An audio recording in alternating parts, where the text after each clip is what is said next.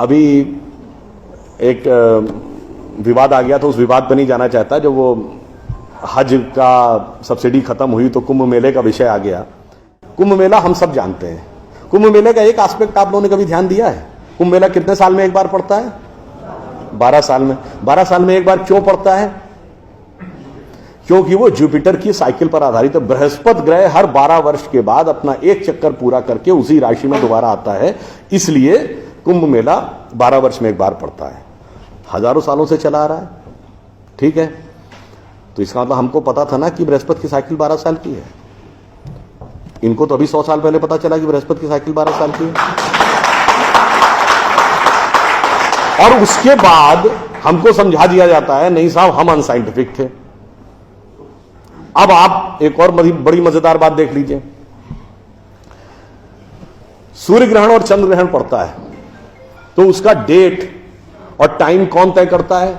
सरकार घोषणा करती है ना, टीवी पे आता है, रेडियो पे आता है, अखबार में आता है। किस बेस पे आता है?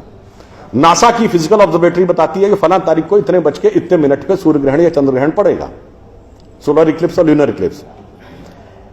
मगर ये बताइए 1950 से पहले तो नासा की ऑब्जर्वेटरी नहीं थी। 1920 में जब अल्बर्ट आइंस्टीन ने रिलेटिविटी की थ्योरी दी, उससे पहले रिलेटिव मोशंस ऑफ प्लैनेट नहीं पता था। सॉरी, 1916 में। 1920 में एडविन हबल एक साइंटिस्ट हुए जिन्होंने एक्सपेंडिंग यूनिवर्स की थ्योरी दी, उससे पहले एक्सपेंशन ऑफ यूनिवर्स नहीं पता था। 1900 में मैक्स प्लैंक साइंटिस्ट हुए जिन्होंने लाइट की क्वांटम की थ्योरी दी, फोटॉन्स वाली, उससे पहले प्रोपगेशन ऑफ लाइट ही नहीं पता था।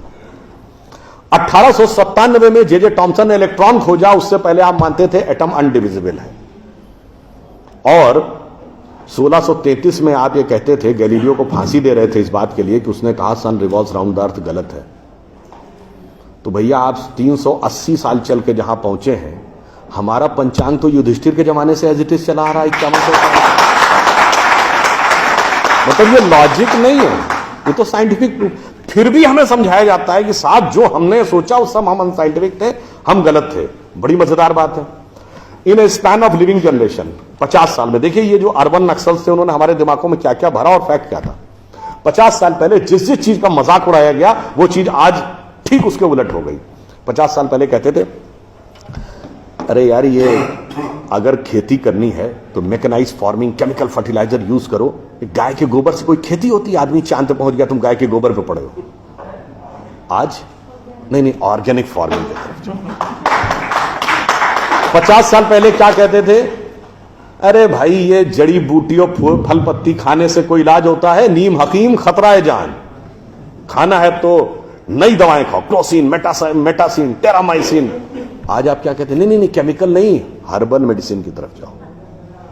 ठीक, आज से केवल 50 साल पहले आप ये कहते थे, जब हम कहते थे पेड़ों की रक्षा करो, जंगल की रक्षा करो, पहाड़ की रक्षा करो, कहते थे this is the reminiscence of a primitive tribal civilisation. आज 1992 के रियो डी जेनेरो से लेकर 2009 के कोपेनहेगन से लेकर 2016 के पेरिस तक आप कहते हैं नेचर फ्रेंडली डेवलपमेंट करो। भैया सब कुछ उलटता जा रहा है। जो हमने कहा, जिसका आपने मजाक उड़ाया, वो सब कुछ सही होता जा रहा। अब मैं एक और बात कहूंगा जिसका कि बहुत मजाक उड़ाया गया, शायद हम लोग कभी ध्यान नहीं देते। भारत में यह कहा जाता था कि ज्ञान प्राप्त करना है तो ध्यान लगाओ। संत महात्मा जाके गुफा में ध्यान लगाते थे, पीर फकीर जाके कहते थे इल्हाम हो जाएगा। लोग कहते थे क्या बेवकूफ है, हाउ इज इट पॉसिबल? ऐसा कहीं हो सकता है क्या कि जाके ध्यान लगाया और ज्ञान प्राप्त हो गया? If you want to attain knowledge you must outreach, understand the things, meet the people, visit the place, like what Darwin has done. अब 50 साल बाद मैं आपसे पूछता हूं, आपको न्यूयॉर्क टाइम्स अखबार पढ़ना है तो दो रास्ते हैं। एक, यहां से दिल्ली से न्यूयॉर्क की फ्लाइट पकड़िए, 16 से 22 घंटे लगेंगे डिपेंडिंग अपॉन योर फ्लाइट, और आज का अखबार कल पढ़िए। और दूसरा है कि मोबाइल पे डाउनलोड करिए खट से और पढ़ लीजिए। क्यों? आपके हाथ में डिवाइस है, जिसने डिवाइस बनाई उसने सॉफ्टवेयर भी बनाया है, और जिसने सॉफ्टवेयर बनाया उसने सपोर्टिंग नेटवर्क भी बनाया है। उसी ढंग से हमारा शरीर एक डिवाइस है, तो इसके अंदर मन, बुद्धि, चित्त, अहंकार और कॉन्शियसनेस एक सॉफ्टवेयर है, और उसका कनेक्टिंग नेटवर्क भी है। बस नेटवर्क से कनेक्ट होना है और सब डाउनलोड है। और अंत में मैं एक उदाहरण दूंगा। सब कुछ कहा जाता था कि पैसे के कारण शोषण हुआ, इसलिए खड़े हो जाओ, लोगों के साथ भिड़ जाओ। हमारे यहां परंपरा में त्याग का महत्व था। हम आपसे पूछें, दो राजा बताइए जो सबसे बड़े महान माने गए भारतीय संस्कृति में, राजा राम और राजा हरिश्चंद्र। दोनों इसलिए कि त्याग किया, इसलिए नहीं कि बड़ा बड़ा इलाका अलेक्जेंडर द ग्रेट की तरह कब्जा कर लिया।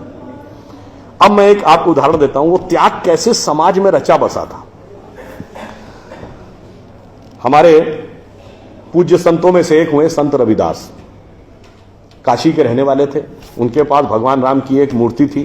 काशी नरेश उनके पास गए, कहा जाता था इतनी सिद्ध मूर्ति है, आप कृपया इसे मुझे दे दीजिए। ऐसी मूर्ति राजा के पास होनी चाहिए राजभवन में, ना कि इस पे मैं इस मूर्ति के वेट का 10 गुना सोना आपको दे दूंगा। उन्होंने मना कर दिया। उन्होंने कहा जी इसके वेट का 100 गुना सोना दे दूंगा। उन्होंने मना कर दिया।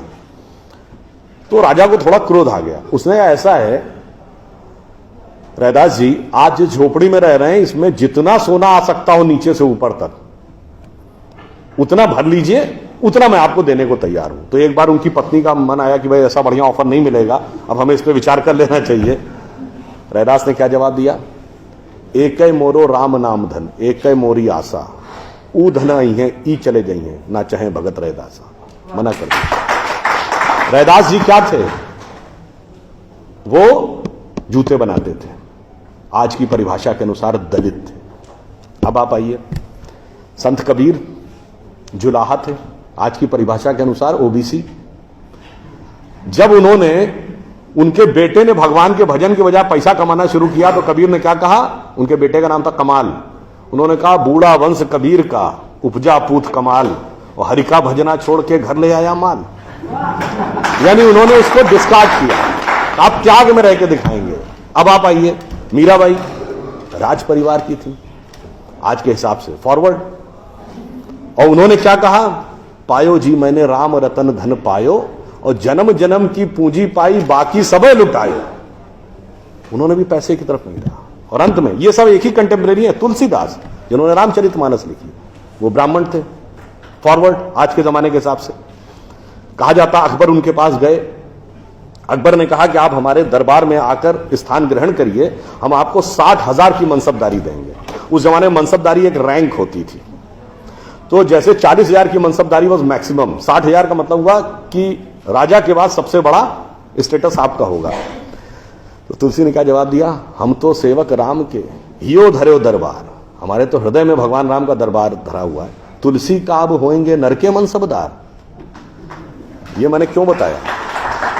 जो बातें ये अर्बन नक्सलिस्ट समझाते हैं कि शोषण किया गया, कैपिटलिज्म किया गया, अगर मार्क्स ने कहा धर्म एक अफीम है जो गरीबों को पिला दी जाती है ताकि अमीर उस पर हुकूमत करता रहे, पर यहां ऐसा नहीं था। मैंने दिखाया समाज का निचला वर्ग हो, मध्यम वर्ग हो, उच्च वर्ग हो, राज करने वाला वर्ग हो, सबने कहा जो त्याग करेगा वो महान होगा। इसीलिए हमारे यहां महात्मा गांधी महान हुए, ना कि प्रधानमंत्री रहने वाले नेहरू महान।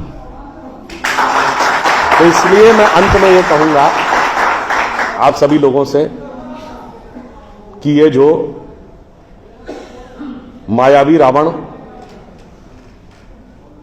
साधु का वेश बना के आता है, सूक्ष्म दृष्टि से इसको समझिए और आश्वस्त रहिए कि वो चाहे कितना भी मायावी हो, अंत में विजय हमारी ही होगी, क्योंकि हम आज दुनिया के यंगेस्ट नेशन है। जैसा अभी नलपत जी ने कहा ना कि भाई people like us we are in minority. हम देश दुनिया के सबसे युवा देश हैं, यह सत्य है, मगर यह अर्ध सत्य है। हम सबसे युवा देश और सबसे प्राचीन सभ्यता है। We are the youngest nation and the oldest civilisation. तो एक गौरवशाली हमारा भूतकाल है और एक शानदार भविष्य है जो हमारी प्रतीक्षा कर रहा है। बस बीच के इस माया के प्रपंचों को से हम बचे रहें तो कहीं कोई संदेह नहीं। एक पंक्ति कहकर समाप्त करूंगा कि गौरवशाली था भूत, भविष्य भी महान है, अगर संभालें आप उसे जो वर्तमान है। धन्यवाद।